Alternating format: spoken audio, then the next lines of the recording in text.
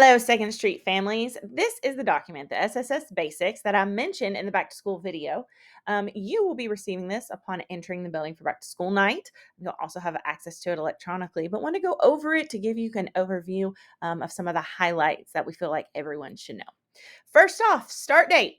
August 1st, which is next Tuesday, our 1st through 8th graders will be starting school, technically 1st through 12th grade. And then kindergarten does not start until Wednesday, August 2nd.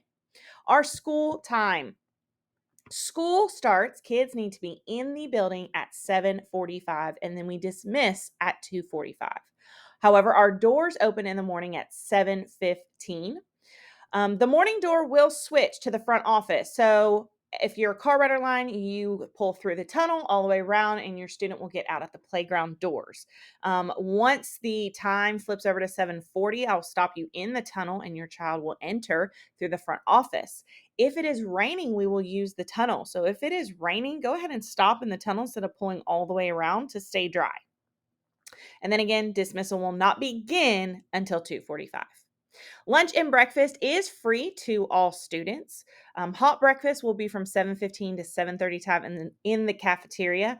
And then those students coming in after 7:35 will receive second chance breakfast starting around 7:35 in the front main hallway downstairs, which is where all the students will be entering at that time.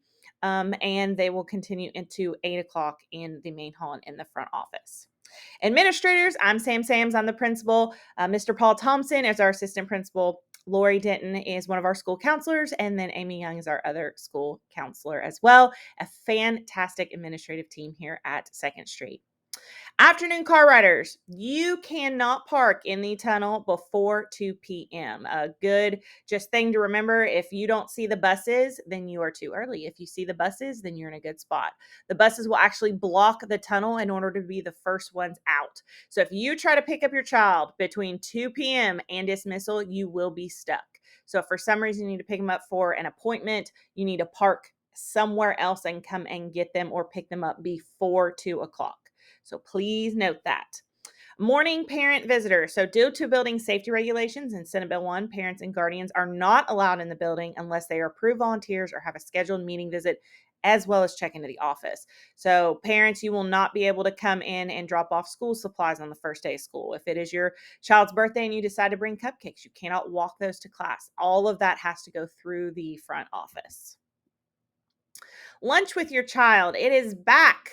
If you would like to eat lunch with your child, you must sign up using that link. It is a bit.ly to make it hopefully easy to remember /SSS lunch. And when you get in there, there's going to be some directions and some stipulations. Please know that you have to check in at the front office upon arrival, and you must have an ID. If you do not have a driver's license that we can scan in our system, you will not be able to have lunch. So make sure you have your ID upon arrival.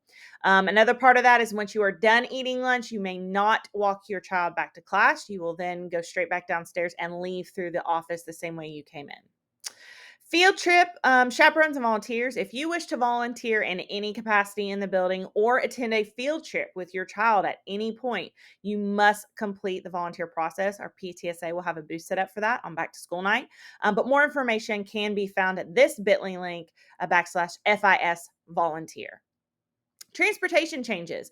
All transportation changes must be submitted to the office no later than 2 o'clock p.m. This gives plenty of time to inform the teacher, giving a transportation, sometimes it's a bus request, different things that have to happen, and getting those in time so a kid doesn't get put on the wrong bus or ends up being a walker when they should have gotten on the bus. That gives us the time we need.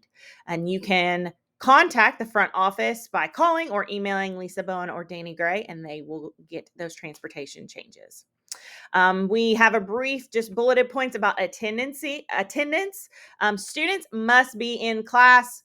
We would like them to be in class by 7:45, but they will be marked tardy if they're not in the building by 7:45.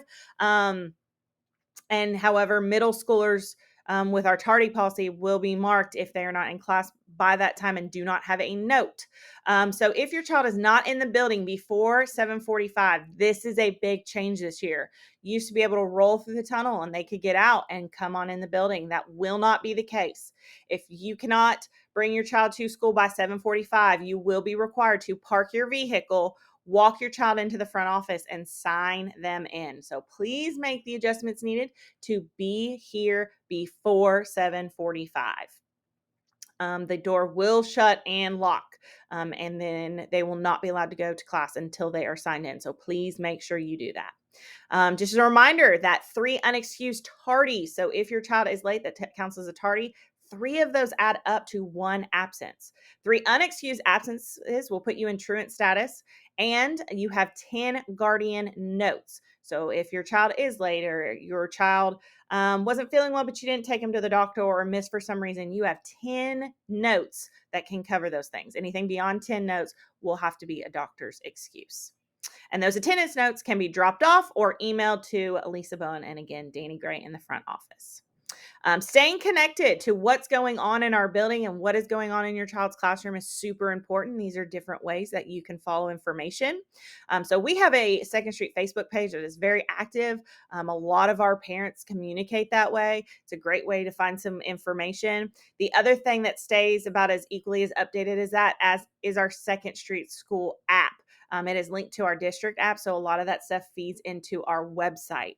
We also have an Instagram account. It seems that more of our students follow that account, and then we do have a Twitter as well. And of course, you can visit our website. It is imperative that you download our Second Street app, and there's more information at the bottom.